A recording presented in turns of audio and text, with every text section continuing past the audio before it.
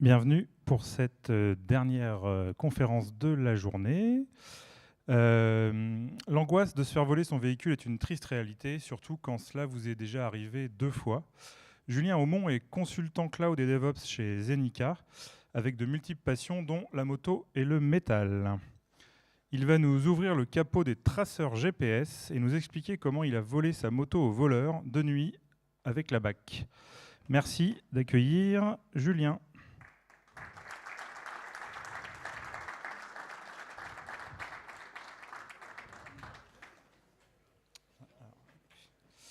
Si ça marche pas, c'est pas grave. Pourquoi j'ai pas le...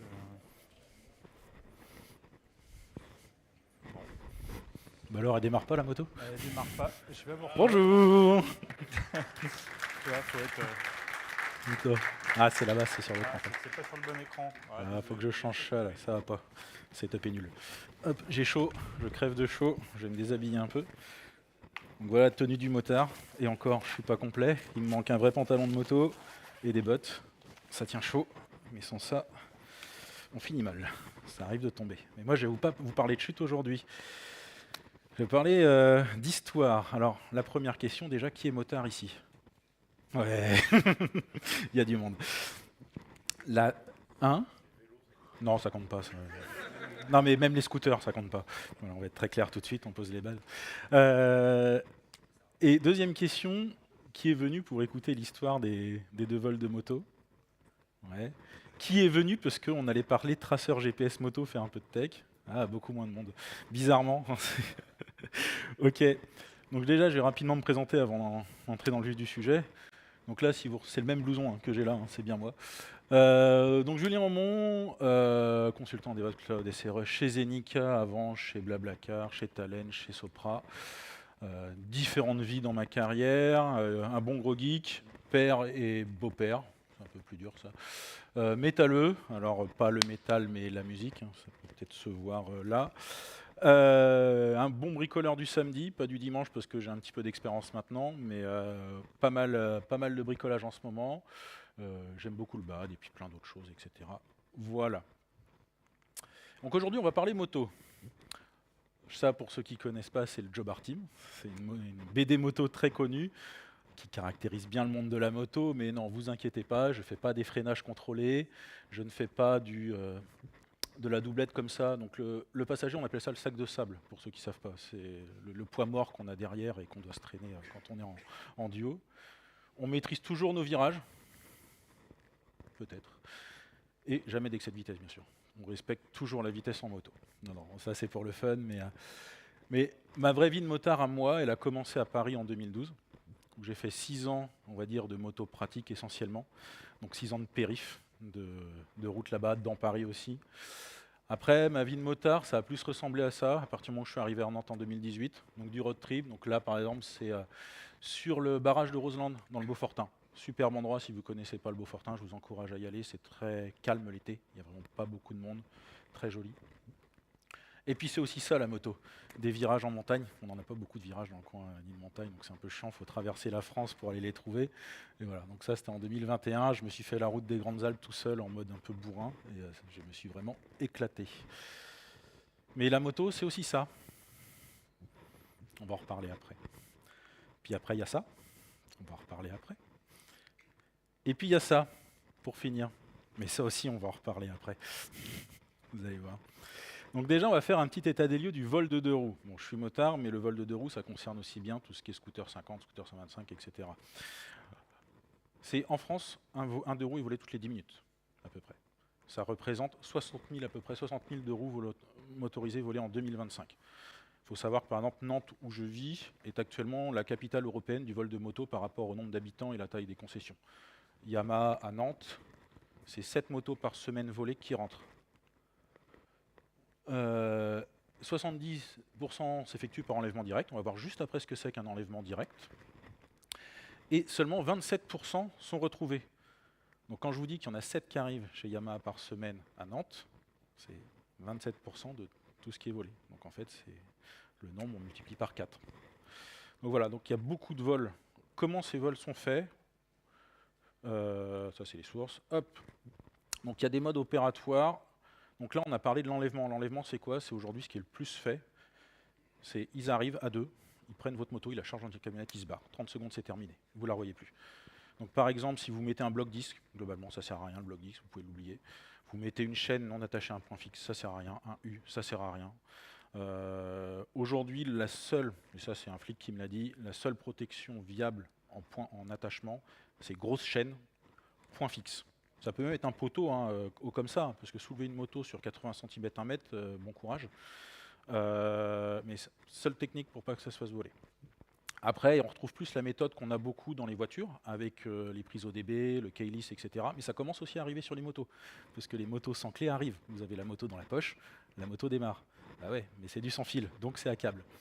Et il y a aussi des prises ODB sur les motos. Ça, je l'ai découvert à mon insu en 2019, où j'ai voulu faire le graissage de ma chaîne.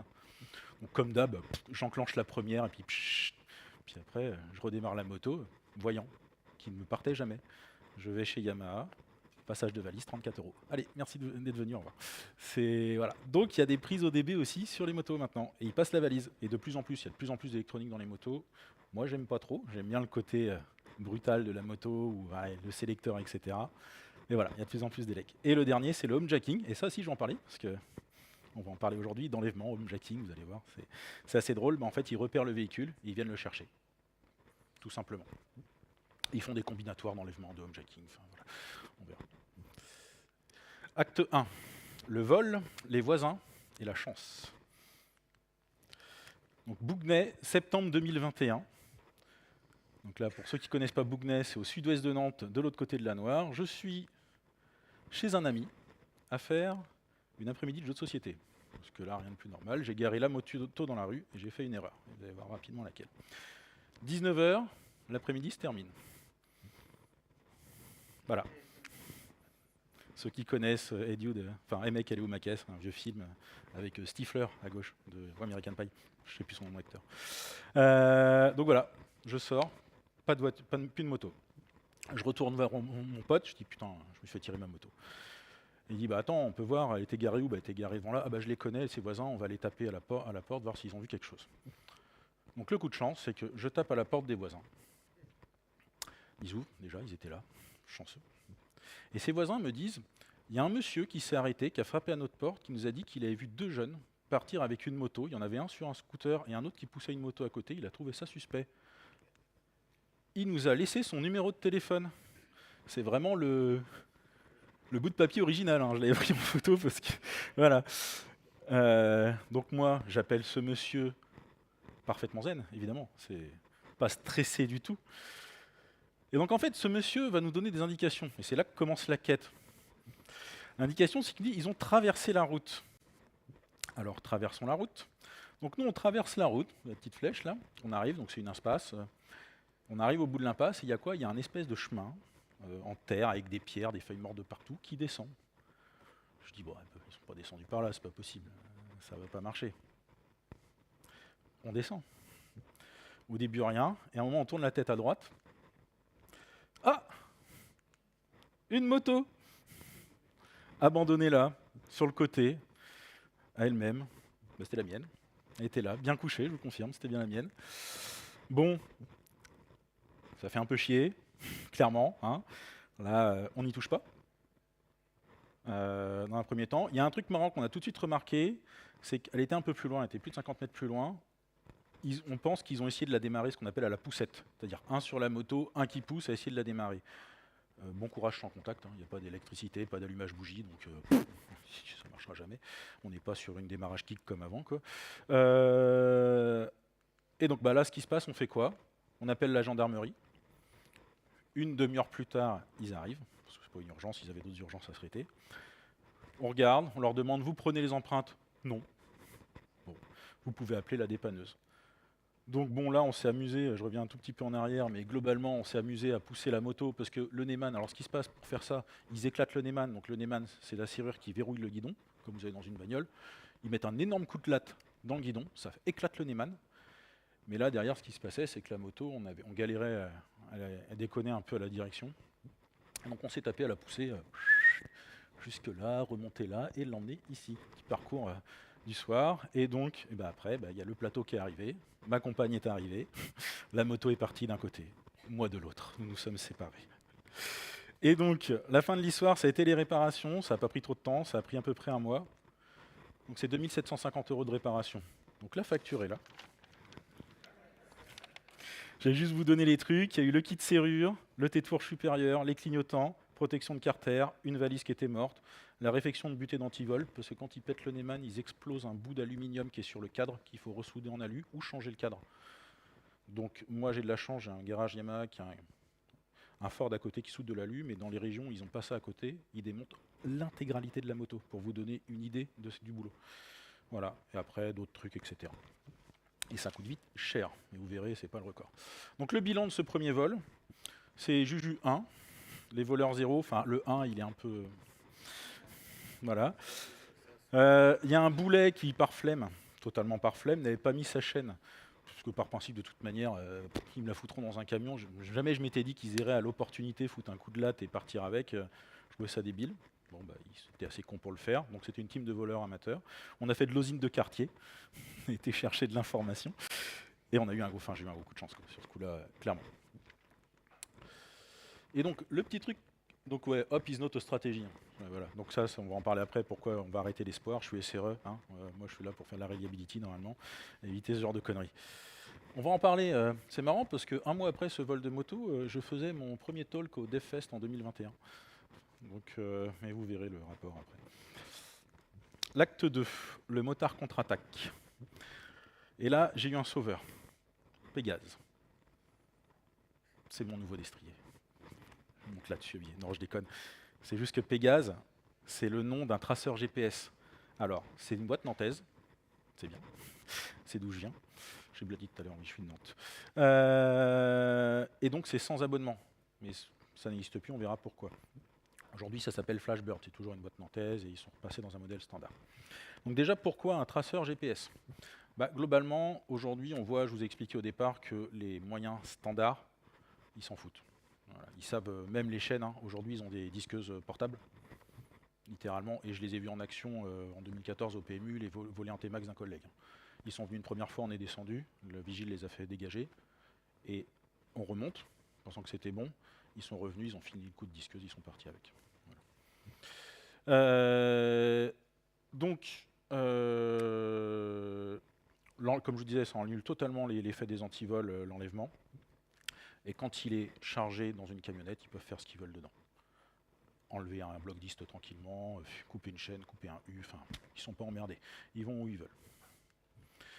Donc ça, je ne sais plus, alors j'ai plus la source. Quand je l'ai fait, je n'ai pas retrouvé. L'impact sur la restitution après 48 heures sans traceur GPS, il n'y a que 15% des motos retrouvées aujourd'hui sans traceur GPS après 48 heures. Et celles qui sont équipées d'un traceur GPS après 48 heures sont beaucoup plus facilement retrouvées, 85%. Il faudrait que je retrouve la source. Je ne l'ai plus. Et ce traceur GPS-là, il a quelques caractéristiques, donc je vais vous les donner. L'installation très rapide. Vous allez voir, c'est une mauvaise idée. Il ne faut pas que ça soit rapide. L'installation rapide, vous arrivez, vous enlevez votre selle, paf, vous avez 2 coches à mettre sur votre batterie, vous mettez votre cosse, vous mettez un velcro double face que vous mettez planqué à l'arrière, sous la selle, sur les côtés, dans le carénage, terminé. Clairement, oui, ça m'a pris 5 minutes, je ne vais pas le mentir.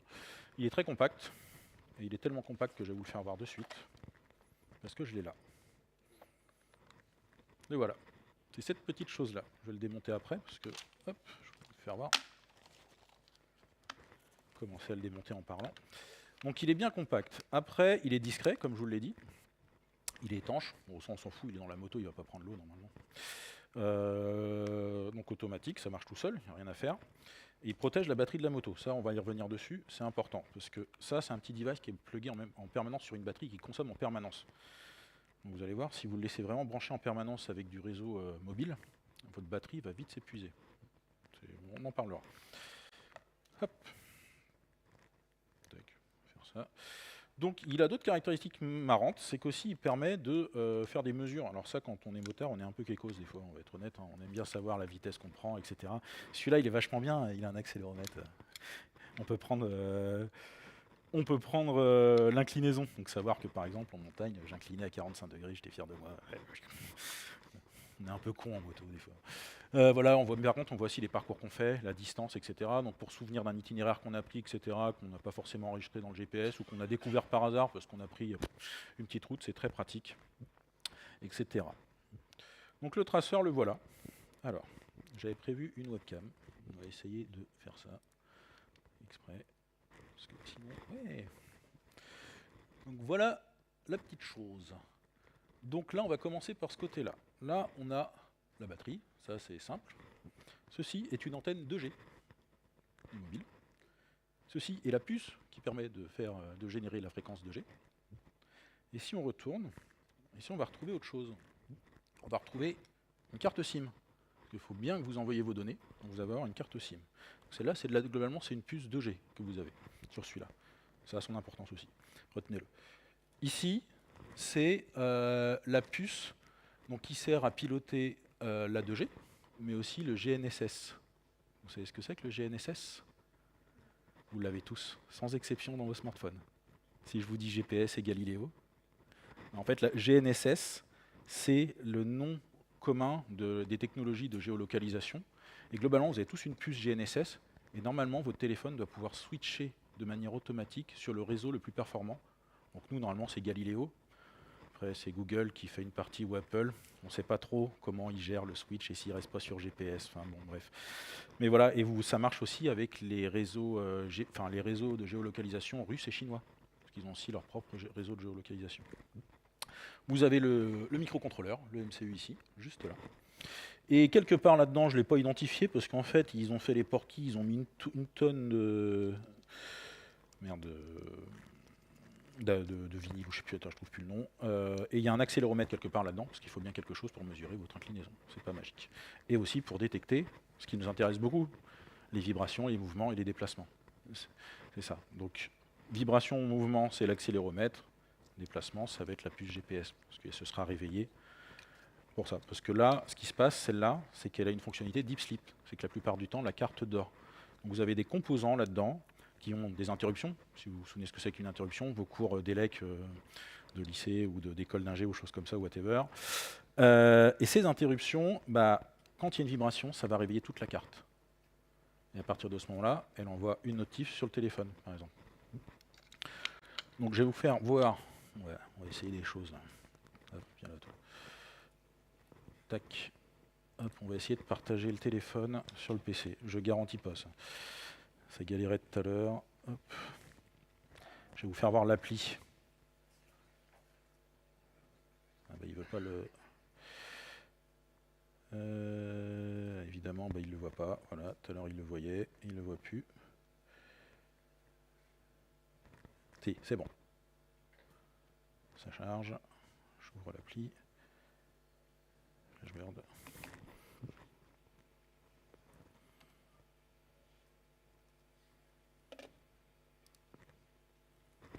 Tac. C'est bon? Ouais. Donc voilà l'application de Flashburn. Bon là vous avez un premier truc en haut, fin de la 2G en 2026. On va en parler. Ça, le fermer. Donc voilà. Donc là vous avez... regardez pas la géoloc de la moto, on en parlera aussi après. Donc c'est juste pour vous faire voir que vous pouvez voir une carte où est située votre moto en temps réel. Donc elle est sur Nantes. Vous avez un bouton ici pour déclencher un appel police. Bon, il n'a pas marché du tout, hein, ça ne marchait pas. Vous pouvez aussi indiquer le trajet pour aller à votre moto, la localiser. Après, vous avez... Désolé, normalement j'avais prévu de montrer avec ça, mais le laser, ça ne marche pas sur les télés. Après, vous avez tous les trajets. Bon, je ne vais pas mettre le premier, mais voilà, vous avez tous les trajets que vous avez faits. Vous avez beaucoup de Nantes-Rezé, etc. à l'époque. Voilà. Donc, et vous avez sur chaque trajet, là, 26 minutes, enfin 27 km. Et donc, vous avez votre vitesse, vous pouvez mettre le max, 85 km/h. Ouf, celle-là, j'ai pas été trop vite. La vitesse minimum, l'inclinaison, là en ville, autant vous dire qu'on ne prend pas d'inclinaison, on n'est pas là pour faire les cons. Le freinage max, c'est l'endroit où j'ai le plus freiné, l'accélération max, les horaires, etc. Donc voilà un peu pour le traceur que j'avais, le Pégase. Donc moi j'en étais très content de ce Pégase. Il donne les stats, j'ai fait 3695 km avec. Voilà, il y a tous les événements aussi, on peut les voir ici. Hop, c'est les alertes vibrations, etc. Il faut savoir qu'en fait, les alertes font faire vibrer votre téléphone, mais au bout d'un moment, ça vous appelle aussi, directement. Donc ça peut être utile. Mais pour l'appel, il faut un déplacement. Moi, je l'avais désactivé sur déplacement uniquement de la moto. Donc, alors, vous avez vibration, juste la moto bouge. Mouvement, ça bouge un peu plus. Et déplacement. La moto est clairement en train de rouler. Enfin, à une certaine vitesse, etc. Et vous pouvez activer, désactiver l'antivol, mais sur celui-là, tout se faisait manuellement. Il fallait penser à l'activer. Enfin, il s'active au bout de 10 minutes tout seul, il fallait penser à le désactiver. Sinon, vous aviez de la poche qui vibrait pendant que vous étiez à train de rouler. C'est un peu plus chiant. Hop. Et je vais reprendre, retrouver ma presse. Voilà. Donc ça, j'ai juste mis, s'il y en a qui sont curieux, pour aller voir les specs de la carte SIM. Vous voyez qu'il y a GSM, GPRS, ça c'est les technologies mobile data, et GNSS, la partie GPS. Très bien. L'acte 3, DevFest, course-poursuite et retrouvailles. Chanceuse. Nantes, octobre 2024. Voilà, hop. Donc ça, c'était où je vivais avant. Donc le point rouge, c'est où était stockée la moto. Et je vais vous donner un petit peu de contexte, parce qu'il y en a besoin quand même. Ça permettait de voir aussi l'état de Nantes, des fois, en termes d'insécurité, qui n'est pas très fun.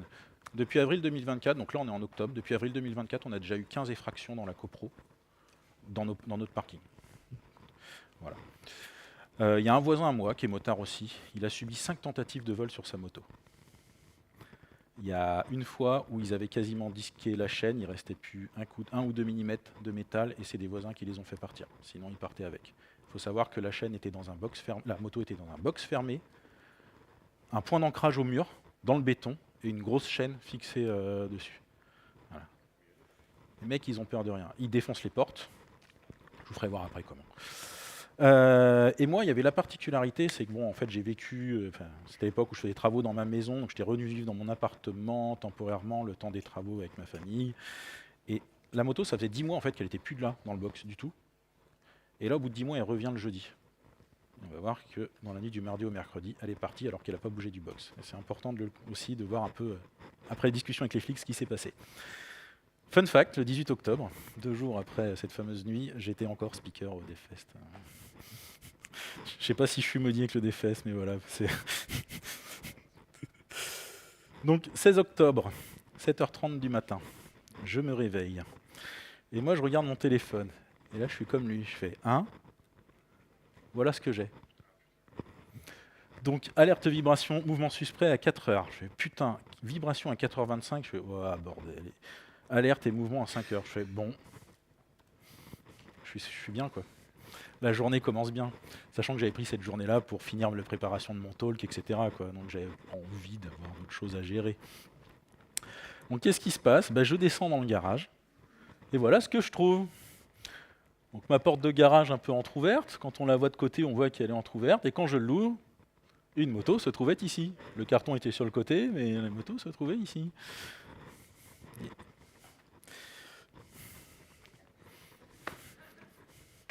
J'ai rien d'autre à dire, again. 7h33, il m'a pas fallu longtemps. Après, je regarde plus en détail mon téléphone.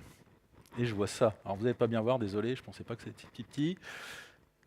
C'est mes voisins. Parce qu'il faut savoir qu'avec le nombre d'effractions, il y en a que certains qui dormaient plus très bien. Surtout Damaso, qui, lui, avait eu 5 tentatives de vol sur sa moto.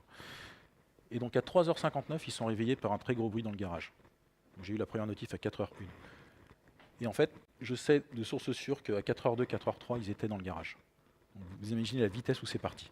Il a fallu 3-4 minutes pour qu'ils défoncent le portail, pètent le Neyman de la moto et de l'embarquent on ne sait pas où. Donc eux, ils discutent. Donc il faut savoir qu'ils sont tous dans le même bloc. Il y a 4 blocs dans l'immeuble. Moi, je suis dans le même qu'eux. Je dors. Ma compagne dort. On n'a personne, nous, on est 5 dans l'appart. Personne, enfin, il y a un bébé, mais on est 4. Personne n'a rien entendu. On a quand même 3 voisins qui se sont réveillés. Heureusement, ils ont été voir. Ils ont appelé la police. La police est venue à 2 patrouilles avec un chien et tout, ils ont fait tout un tour du parking à l'extérieur, du quartier de maison, ils ont pris le temps, parce qu'ils connaissent la situation de l'Acropro à l'époque, et rien. Et moi le matin, il y a un truc que je comprends pas, c'est ça. J'ai de l'eau savonneuse à côté de la porte de mon box.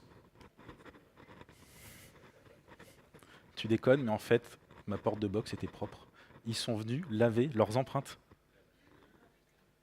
6 ans, ça veut dire qu'ils n'avaient pas de gants ou machin, mais ils m'ont lavé la porte du box. C'est gentil, c'est fair play. Allez vous faire foutre, c'est fair play. Voilà. Donc, la suite, bah, mon appli, donc, mon immeuble, il est là, l'entrée du garage, elle est là, la moto était là-dedans. Mon appli de géoloc la moto en face. Je vais vous faire voir une photo d'en face. Dites-moi, où voyez-vous une moto? Je n'en vois pas. Donc voilà, machin, je me pose la même question que toi, je dis dans les box. Donc en fait, il y a une... Après, dans la matinée, moi je rappelle les flics, il y a une patrouille qui repasse, etc. Après mon dépôt de plainte, ils viennent voir et tout. Ils me rappellent, et il me dit, vous pouvez la faire sonner la moto? Non. Celle-là, le traceur, on ne peut pas le faire sonner celui-là. Donc elle est silencieuse. Je dis, vous pouvez pas ouvrir les box? Elle est là, c'est pas possible. On n'a pas le droit. Il nous faudrait une commission rogatoire, etc. La police n'a rien le droit d'ouvrir, même si on pense que c'est là. Et donc voilà, le dépôt de plainte. Je vais voir, ils ont été très gentils pour le coup. Hein, ça a été assez rapide. Parce que je leur ai dit que j'ai pas le temps, j'ai un Deathfest. Et puis là, bah, la moto, à revoir encore une fois, quoi, elle a disparu. Fait chier. Donc pour moi, là, c'est mort. Je la reverrai plus jamais. Terminé. 17 octobre, 7h, premier jour du Deathfest. Je me réveille le matin et encore. Pourquoi? Putain, d'alerte vibration 1h26. Donc là, je sais, j'étais persuadé en fait qu'ils avaient déjà arraché tout le traceur GPS. C'est pour ça qu'elle était géolocalisée pour moi en face. Même si je me demandais peut-être qu'elle est dans les box, mais non. Et là, il vibre. Donc, et c'est pas un artefact, c'est clairement le traceur GPS est encore en vie dans la moto. Je dis, oh putain. Peut-être le retour? On n'est pas sûr. Donc justement, la moto est dans un box, il va falloir le vérifier comment. Vous connaissez ça? Je vois qu'il y en a qui ont dû avoir des coloscopies ici. Hein. Moi, j'ai pas encore eu, mais j'ai une fibro déjà. Donc, ça, c'est une caméra endoscopique, petite caméra toute petite qu'on peut glisser et puis regarder ce qui se passe. Et ben, après l'after party du Deathfest à 22h30, j'ai un collègue qu'on avait une chez lui que ma compagne a été récupérée. Et donc à 22h30, il y a moi, il y a aussi la présidente du syndic de ma copro quand même. Je suis pas allé tout seul faire le tour. Plus le truc, ça fait ça. Non. Non, mais ça fait qu'on a fait le tour de tous les box de notre copro. On n'a rien vu, alors on connaissait, mais on a vérifié dans les box qu'on connaissait pas les gens qu'on connaissait, on s'en foutait. On a fait les box d'en face, c'était pas très légal, je pense, mais on a vu des motos, des vélos, des voitures, mais pas la mienne de moto. Donc elle n'était pas là. Donc là, je me dis, bon, non, en fait, c'est pas possible, elle est partie, et puis là, ils viennent de finir de l'arracher, enfin, terminé, quoi, ça se verra plus. C'est foutu. Ou pas. Le 17 octobre à 23h51, il faut aller dormir parce que demain, à 8h30, moi, j'ai un code lab à donner. Il faudrait que je pionce un peu quand même. Sauf que, on recommence. Alerte vibration, mouvement, vibration, déplacement. La moto, elle bouge. Donc là, vous avez un mec dans son appartement qui voit ça là. Il fait ça. C'est la guerre. Je vais me la choper cette bécane. Donc il se passe quoi? Moi je file voir mon voisin du dessus, Seb, je le réveille et je lui dis la moto elle bouge. T'es en pyjama. Je dis quoi? Parce que j'ai laissé ma compagne dormir, il y avait le bébé à côté. Voilà. La moto elle bouge, on y va. Je dis, ok, je vais pas laisser le choix. On se retrouve avec un mec vénère, un mec la tête dans le sac, et ma Clio d'étudiant. C'est ma deuxième voiture, mais toujours un Clio d'étudiant. Avec moi au téléphone, avec le flic, je suis en train d'engueuler un flic au téléphone, parce que je lui ai dit, ma moto est bouge, vous m'envoyez une patrouille tout de suite. Non mais monsieur, machin. Non, tu te dépêches, de toute façon j'y vais. Non mais monsieur, n'y allez pas. Si. Donc voilà, les deux guignols. Bon, dans les faits, ça ressemblait plus aux deux autres guignols, là, mais... Et donc là, s'ensuit une course-poursuite. Pas instantanée, à 3-4 minutes d'écart. Et donc en fait, on suit la moto, mais vraiment, en direct, on la voit avancer. Sur mon traceur, sur le téléphone, on voit la moto avancer. On sait qu'elle a 3-4 minutes. Donc moi, Et là, une première patrouille de la BAC nous appelle. Oui, bonjour, sur la BAC, on est à peu près à la gare. Elle est où la moto? Bah là, elle est en train de bouger, elle est en train de passer devant la carrière Misérie, et après, elle va vers le pont de Cheviré, etc. Qui est ici, la carrière est là. Ok, on raccroche, nous on continue à avancer tranquillement. Enfin, tranquillement, non. Et deuxième appel, à une autre patrouille de la BAC. Bonjour, on est dans le quartier nord, elle est où la moto, machin, on arrive. Je sortis les infos, ça converge, pas loupé. Troisième appel, troisième patrouille de la BAC. Nous, on est au sud, on arrive. Je sais pas. C'est cool. Donc nous, on avance. Et il y avait un truc génial, c'est que mon téléphone, je ne l'avais pas encore chargé. Il lui restait 7% de batterie. Ouais, quand je vous dis que ça devient débile. Hein. Et donc là, à peu près ici, là, je me gare sur le bas-côté et je passe tout, les creds de l'application à mon voisin, les numéros de téléphone de la BAC, et on switch de device parce que celui-là est en train de mourir. Il restait 4%, 3% de batterie quand on a fini la manip. Et donc on voit la moto qui s'approche d'une commune qui s'appelle Couéron, dans l'ouest de Nantes, et on la voit qui s'immobilise. Donc nous, on indique à la BAC, la voiture ne bouge plus, elle est là. Donc on donne la position exacte, donc là on la voit, elle est là. En fait, ce que vous voyez déjà sur le traceur il n'a jamais dû redémarrer correctement, malheureusement. Mais elle est là. Et elle n'a jamais bougé de là. Et donc elle y est toujours aujourd'hui, hein, sur le traceur officiellement, elle est toujours à Couéron, sur un petit parking. Et donc en fait, ce qui s'est passé, c'est que la BAC, nous on s'est garé, elle est là la moto, on va en plus zoomer, nous il y avait un virage ici, donc nous on est arrivé en voiture, on s'est garé là, on a éteint tous les feux, il faisait nuit, il n'y avait pas d'éclairage extérieur, etc. Ils ont demandé de ne pas y aller. On attend, on voit une voiture en moins qui remonte vers nous, on allume les phares, ils s'arrêtent, on était limite de se faire engueuler, enfin on a cru qu'ils allaient nous braquer, c'était les mecs de la BAC, donc on discute avec eux, ils nous disent bon on a vu le parking, il n'y a rien sur le parking. Je dis si, regardez, la moto elle est là, il y a une camionnette. Donc les mecs repartent, redescendent. Donc nous on attend, on se rassoit, on attend. Et genre 2 minutes après, on a une voiture mais à pleine balle, à fond de deuxième, qui passe à côté de nous. Je fais oh ça c'est une patrouille de la BAC qui doit repartir. Et là juste derrière, 30 secondes après, on voit la patrouille que nous on a vue, la 308, débarquer pleine balle pareil. Je fais oh c'est bizarre. Bon là on attend. Deux cons en pleine nuit dans leur voiture à attendre comme ça. Il y a un peu le sketch. Ça donne ça mais sans lumière. Mais sans le sourire aussi. Et donc voilà, donc ça c'est les voitures qui arrivent à fond, je l'ai pas fait dans l'ordre mais c'est pas grave. Et puis une nouvelle, au bout de 10 minutes, je rappelle la BAC, et là ils me disent, on vient vous voir. Putain, qu'est-ce qui se passe? Donc ils arrivent, le même équipage, avec un deuxième équipage qui arrive, on discute, ils disent, bon, on va vous expliquer comment ça va se passer. Je sais pas s'il devrait trop le dire, je suis enregistré, mais bon bref. Pourquoi? Déjà d'une, Couéron, c'est pas la zone police, c'est la zone gendarmerie. Vive la collaboration. Très bien. Et ils nous disent, on a votre moto, mais on ne l'a pas trouvée. Parce qu'ils n'ont pas le droit. Ils ont ouvert la camionnette, elle n'était pas fermée à clé, ils n'ont pas le droit de l'ouvrir normalement. Le seul qui a le droit de l'ouvrir, c'est moi. En tant que propriétaire du véhicule, si je sais que mon véhicule est dedans, j'ai le droit de commettre une effraction, parce que c'est moi qui ai subi un préjudice avant l'effraction. Je crois que c'est ça, c'est ce qu'ils m'ont expliqué, mais... Voilà, donc toi, tu as le droit d'ouvrir la camionnette. Et donc, on va avec eux, et là, ils nous expliquent que la première voiture qu'on a vue, c'était pas des flics. C'est les mecs, en fait, ils ont joué un jeu à la souris pendant 2 jours, du chat à la souris. C'est qu'en fait, ils ont mis la moto, je vais vous faire voir où après, dans la camionnette, parce qu'ils savaient qu'il y avait un traceur. Pourquoi? Je peux déjà vous le faire voir. Ça, c'est le câble qui va à la batterie, qui a été arraché dans la moto. Et donc, en fait... Ils avaient laissé d'abord dans la rue pour voir si le traceur mourait. Ils l'ont déplacé une deuxième fois ce soir-là. Ils l'ont reposé dans un autre parking pour voir si quelqu'un venait voir en fait la moto. Et ils sont venus inspecter. Les flics les ont perdus. Ils connaissaient le quartier, ils ont coupé les feux. Ils ont roulé de nuit comme des bâtards dans le quartier. Voilà. Et la moto, la voici. Littéralement. Alors bien calé, hein. Vous pouvez voir qu'il y a des pneus là. Les pneus étaient neufs, hein. C'est à signaler. Hein. Les pneus qui calaient la voiture étaient neufs. Hein. C'est des voleurs de luxe. Non, la camionnette... J'avais quand même les flics à côté de moi. Non, mais après c'est pas fini. Hop. Là, ce qui est drôle... Putain, je suis à la bourre. Ce qui est drôle, c'est que là, les flics nous disent, bon, vous nous avez jamais vus. Vous appelez la gendarmerie. Vous leur dites que vous avez découvert votre véhicule, vous l'avez suivi, etc.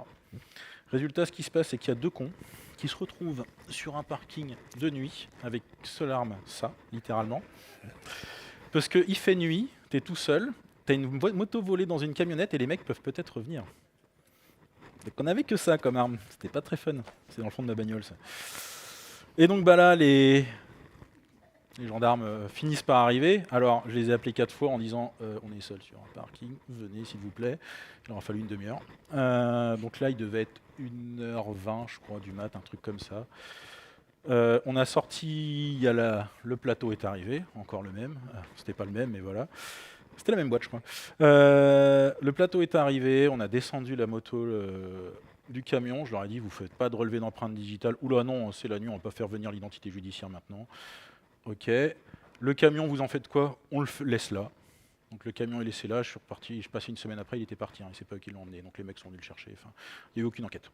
Bref, ils avaient pourtant des empreintes, il y avait des effets personnels, il y avait un Coran, un jogging, des choses comme ça dans la bagnole, dans la camionnette, ils n'ont rien pris. Ils s'en foutent. En fait, il y en a tellement, il faut aussi voir ça, c'est qu'ils sont débordés. Et puis la douloureuse, le coût, heureusement, merci mon assurance, 6 200 € de réparation. Il y a eu un peu plus de pètes, il y a eu beaucoup de. Enfin, ils m'ont changé le réservoir, les rétros, les carters, les 2 valises. Bizarrement, chez Yamaha, entre la facture 2021 et 2024, le contacteur, le Neyman, a fait x2 en prix. Il est passé de 700 à 1500 €. Yamaha a bien compris où il pouvait se faire de l'argent. Et moi, le lendemain matin, j'étais bien au DevFest. Sauf que je me suis couché à 2h30, bien énervé, j'ai pas beaucoup dormi, j'ai fait mon code lab, j'étais mort, terminé. Donc là, encore une fois, Juju 2, les voleurs 0, mais encore un 2, voilà. Un traceur GPS qui a tenu quasiment 48 heures avec sa batterie. Et ça, c'est pas mal. Il faut savoir que j'ai eu beaucoup de chance. À partir du moment où on a descendu la moto de la camionnette, le traceur GPS s'est éteint. Il ne bougeait plus, ne détecte plus rien. Donc c'était la fin de la batterie. Et la réactivité, la BAC pour le coup, alors il m'avait prévenu, les flics de jour, il m'a dit si ça bouge la nuit, vous appelez la BAC, ils adorent ça. Ils adorent. Allez, l'acte 4, mais laissez-moi tranquille, putain. Donc, ici, vous pouvez voir comment ils ont ouvert. En fait, ici, il y a un petit cache gris. Ils ont fait sauter, ils ont fait pied de biche là et à l'avant. Et là, on voit le câble ici, juste là, qui a été arraché. Ils ont éclaté les selles pour arracher le câble, c'est tout. Ils savent qu'il y a un traceur. Ils s'en foutent, ils ont arraché la lime. Ils l'ont mis à dormir, pour eux, il n'y avait plus de batterie, ils pouvaient venir la chercher. Mais on pense que le fait d'avoir cherché, parce qu'on est persuadé, les flics sont persuadés qu'il y avait une complicité dans la rue, avec le nombre d'effractions qu'il y avait, etc. Donc un guetteur, qui a indiqué que la moto était là, et qui a peut-être indiqué qu'on fouillait. Ça veut dire qu'on savait qu'elle était pas loin. Et j'ai fait voir où était la moto, parce que la camionnette, je suis quasiment sûr de l'avoir vue, en fait. Elle a été géolocalisée là. La camionnette, elle était là. Dommage. Pas de son, pas de sirène. Si j'avais pu la faire sonner dans la rue, on l'aurait entendu. Dommage. Et puis aussi le petit truc, c'est celui-là, à l'époque il marchait, mais aujourd'hui là, on l'a vu tout à l'heure, fin 2026, la 2G c'est fini, c'est de l'obsolescence programmée, c'est mort.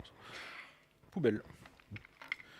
Donc mon nouveau sauveur, c'est le Sentinel Mini, c'est encore français. Là, la différence, là, l'autre n'avait pas d'abonnement. Lui, on paye le produit. Après, on a un abonnement par an. Moi, j'ai payé tout de suite 3 ans. Voilà. C'est le même, mais en mieux. Donc, on a toujours les alertes anti-mouvement. Mais là, en plus, on a le geofencing. On peut faire des barrières virtuelles. Donc, par exemple, sur une zone autour de votre maison, tant que là, comme ça, quand vous manipulez votre moto, ça ne vous envoie pas des coups de fil, etc. Télémétrie historique, ça, on l'avait déjà. La lésion directe des FDO. Ça permet de déclencher automatiquement un appel à la police en cas de vol si vous déclenchez, etc. Alarme sonore, sirène. Je ne fais pas la même erreur. Je vais essayer. La reliability. Une nouvelle porte de garage. Alors cette fois-ci, beaucoup mieux équipée, parce que l'avant, il n'y avait qu'une seule serrure qui envoyait juste 2 trucs en bas. Voilà. Là, vous avez une serrure qui envoie là, et là, une autre qui envoie là, et un sabot. Viendez. Je vous attends là. Bon, maintenant, c'est plus moi qui vis dedans, mais il a aussi une moto, le mec, donc, qui est dedans. Donc, il est très content que j'ai mis ça en place, mon locataire. Mais en fait, pas vraiment, parce que le premier sauveur... il est où? Non, il est là-dedans. Il est là. Il marchera plus jamais. Ça, c'est mon Sentinel Mini. Donc, je ne vais pas vous le présenter. On voit moins de choses. Il y a des plaques de métal, je ne les ai pas virées et tout. Donc ça, c'était le Sentinel Mini, mais obsolescence programmée oblige, ils avaient fait une connerie sur leur sirène qui siphonnait la batterie de la moto. Donc ma batterie de moto, si je faisais rien, se vidait en 1 semaine et demie. Et ça ne démarrait plus. Ce qui est dommage si on part en vacances, par exemple. Alors qu'on a envie que votre moto soit protégée. Et donc ils ne pouvaient pas le changer. Donc ils m'ont offert gratuitement le Sentinel Mini Plus, qui lui maintenant a une petite télécommande en plus de pilotage. Voilà, donc ça c'est un peu dommage. Et donc, mais en fait si, je suis dans les temps, nickel.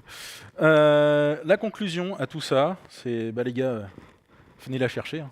Elle est dispo, mais pas facile à voler, celle-là.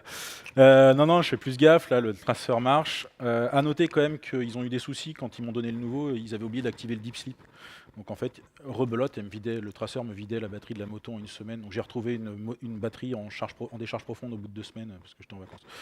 Bon bref, donc tout ça, ça a mis du temps. Ça a mis 1 an à se résoudre, quasiment ça s'est résolu en février de cette année, les problèmes de traceur, GPS. La moto, alors la récupération de la moto a été très fun parce que en fait les gendarmes que j'ai vus la nuit après étaient en repos pendant plusieurs jours. Donc les mecs à la brigade m'ont dit bah non, on sait pas faire le PV de restitution de la moto. D'accord, je fais quoi? Faut attendre, il revient quand? Vendredi. Le vendredi, pas de nouvelles, le vendredi pas dispo, lundi 14h. Ok, donc plus d'1 semaine, mais entre-temps j'ai reçu un recommandé de la boîte de remorquage là. Vous allez nous payer des frais de gardiennage. Bande de bâtards.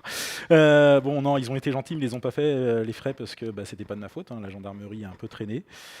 Et la moto, après, j'ai mis du temps. Je l'ai récupérée qu'en février 2025, donc plus de 3 mois après le vol.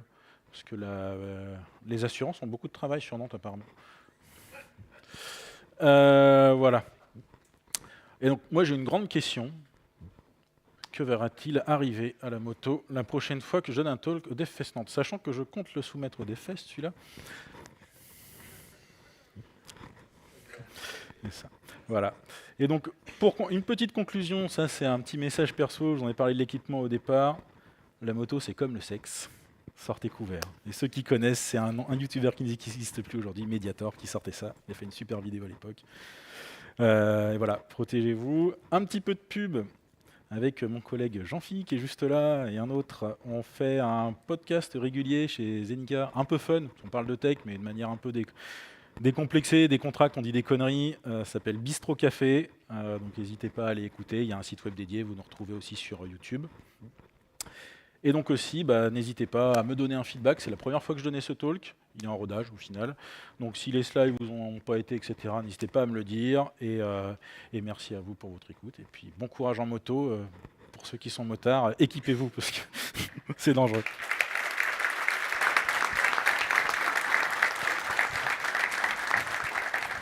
Merci Julien. Est-ce qu'il y a des questions? Je sens que c'est les motards qui vont avoir des questions. Pas du tout, je vois pas de quoi tu parles. Quand tu as fait ton choix sur le deuxième capteur que tu as pris en abonnement, est-ce que tu as exploré d'autres possibilités? Est-ce que tu connais Georide notamment avec le youtubeur Wallan? Et comment tu as choisi? Alors moi j'ai pris, c'est Yamaha qui me l'a conseillé, ils m'ont dit il est vachement bien et tout, j'aurais pas dû. Non, après, c'est Yam qui me l'a conseillé cela. Donc, le Pégase je l'avais pris parce que c'était une boîte nantaise, c'était une boîte qui démarrait, le truc était bien parce qu'il n'avait pas d'abonnement. Voilà, il faut savoir que le principe, c'est que vous payez le device et après vous payez un abonnement à peu près de 4, 5, 6 euros par mois. Donc c'est quand même un vrai coût, les traceurs GPS. Là, je crois que le Sentinel, je l'ai payé 300 et quelques euros pour 3 ans d'abonnement inclus. Donc ça va encore. Le Pégase, je l'avais payé 229, pour donner un ordre d'idée. Et après, non, il y en a d'autres. Mais Flashbird continue, ils ont failli couler. Pégase, la boîte qui faisait Pégase, mais en fait, ils marchent encore. Donc ils sont sortis de leur liquidation judiciaire.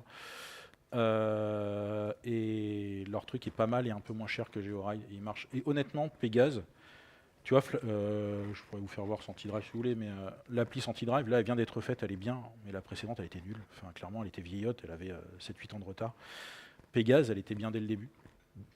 Et j'aime bien leur appli au final. Je pense que quand l'abonnement de celui-là va se finir, je vais peut-être repasser sur du Flashbird. Voilà. Après, ce que j'ai pas dit aussi, j'ai oublié de le mentionner, c'est qu'aujourd'hui, quand vous installez un traceur GPS, il ne faut pas faire comme je l'ai fait. L'explication de dire c'est rapide, c'est une très mauvaise idée, parce que comme vous avez vu, ils savent où aller chercher le câble à arracher. En fait, maintenant, ce qu'il faut faire, c'est aller se piquer sur le faisceau électrique. Donc en fait, on soulève le réservoir, on fait un piquage, on soude sur le faisceau électrique et on met le traceur sous le réservoir. Là, pour aller le chercher, celui-là, bon courage les gars. bah, il faut savoir exactement où il est, parce qu'il peut être à gauche, à droite. Il peut mettre un peu dans le carénage. Moi, il est caché dans le carénage. Voilà. Alors, pourquoi je le dis, je suis con. Non, de toute façon, c'est pas grave. Donc voilà, je changerai de place. Mais ouais, il faut demander quand il l'installe. Donc c'est pour ça que si t'es pas bricoleur, il faut demander par le concessionnaire ou le garagiste de l'installer. Voilà. Mais ouais, Georail, il est cher. Mais c'est le haut de gamme. C'est clairement le. Moi, j'avais choisi Invoxia parce qu'il me fallait un traceur sur batterie sans alimentation pour Ouais. mettre dans une remorque cargo. Sauf que j'ai eu le cas de ce que j'appellerais des hallucinations, où pendant que je suis à l'autre bout de la France, il me dit que ma remorque est à 3 rues de chez moi. Donc du coup, je suis obligé de réveiller un peu toute la famille pour chercher ma remorque qui n'avait pas bougé du jardin. Est-ce que ça t'est déjà arrivé avec ces traceurs-là? Non. Non, c'est vraiment précis. Non, j'ai jamais. Bah, le seul truc pas précis, c'est quand c'était dans la rue. Moi, je pense que c'est l'effet cage de Faraday du camion qui a perturbé le signal GPS. Et ce qui se passe aussi, il y a un truc. Quand vous rentrez dans un garage, bah, la dernière position retenue, c'est pas celle au moment où vous rentrez dans le garage. Il n'envoie pas les positions toutes les 5 secondes, enfin toutes les secondes, etc. C'est toutes les 10 secondes.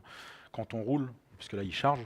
Il peut l'envoyer plus, mais c'est pas fréquent. Ça reste des abonnements en 2G mobile, enfin de la data en 2G, c'est pas gratos non plus, quoi. Et voilà, et eux derrière, ils ont des frais, donc ils n'envoient pas tout le temps. Donc je pense qu'en fait, le fait de le voir en face, c'était un artefact. C'était quand je l'avais garé, c'était la dernière position retenue en fait, de la moto. Parce qu'une fois dans le garage, elle capte plus. Le GPS c'est terminé.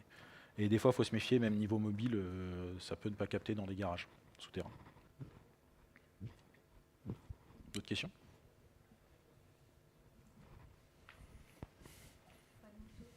Oui, je sais, j'ai pas de moto, mais je vais essayer quand même une question. Oh là là. Là, on voit qu'ils étaient un peu nuls, ou en tout cas, ils ont raté un certain nombre de choses. Et Alors, les premiers étaient vraiment nuls. Voilà. Les premiers, c'était vraiment, ça s'appelle du vol par opportunité. Apparemment, c'était quand même des mecs plutôt jeunes, plutôt ados. Eux, ils étaient nuls, clairement. Les deuxièmes n'étaient pas si nuls que ça, quand même. Ils étaient pas si nuls, ils ont juste coupé le câble, ils ont attendu que ça se décharge. Demain, ils pourraient prendre un brouilleur GSM pour complètement brouiller tout ce qui est sorti réseau via la G, quelle qu'elle soit. Et dans ce cas-là, ils peuvent l'emmener à l'autre bout de la France, tout pendant que le brouilleur tourne. Tu vois même pas ta moto qui bouge. Au pire, ils coupent le truc quand ils ont fini et qu'ils ont déposé la moto. Ça va même pas t'indiquer que techniquement elle a bougé. Quelles seraient les parades de demain s'ils commencent à s'outiller un peu? Il n'y en a pas. Ça sera 3 fois, mais je la retrouverai pas. Non, mais c'est vrai que le brouilleur, j'en ai pas parlé, mais oui, il n'y a pas de parade. Il faut juste espérer qu'à un moment, il coupe et que paf, t'es un ping et terminé. Par contre, tu vas l'avoir bougé, quoi. Après, si tu peux avoir des parades, si tu mets un AirTag ou des conneries comme ça dans la moto, ou s'ils mettent dans le traceur un système où il peut détecter d'autres traceurs à côté au passage. Comme ça fait un réseau méché, par exemple, tu mets un petit Zigbee ou un truc comme ça et ça se coupe automatiquement et ça permet d'avoir un réseau. Ou alors tu mets sur du mesh statique. Bon, c'est un peu gros le mesh statique, mais c'est des réseaux LoRa mesh statique privés, autonomes et indépendants des réseaux publics. Mais voilà, tu peux faire ce genre de choses. Ouais. Et c'est le seul moyen en fait que tu vas avoir. Sinon, varier les technos pour être sûr qu'il y en a une qui passe. C'est ça. Au bout d'un moment, c'est fatigant, quoi. Bah, vol, petit oiseau, et puis voilà.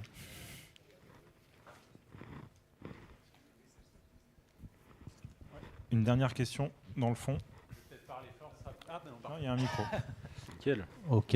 Est-ce que vous savez si actuellement, depuis ces dernières années, on voit qu'il y a un peu tous les GPS, etc. sur les motos. Est-ce que c'est déjà d'actualité sur les motos actuelles d'avoir ce service-là, au lieu d'avoir un petit plugin, un petit...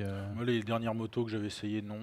La dernière moto que j'ai essayé, c'était la Ducati Multistrada V4, et il n'y avait pas ce système-là intégré. C'est toujours un service tiers. J'ai l'impression que les constructeurs n'ont pas envie de se taper la responsabilité d'assurer la sécurité de leur moto, quoi. Ouais, mais oui, c'est... Ah oui. Oui, mais on n'a pas tous la possibilité d'avoir une radio embarquée pendant qu'on roule, quoi.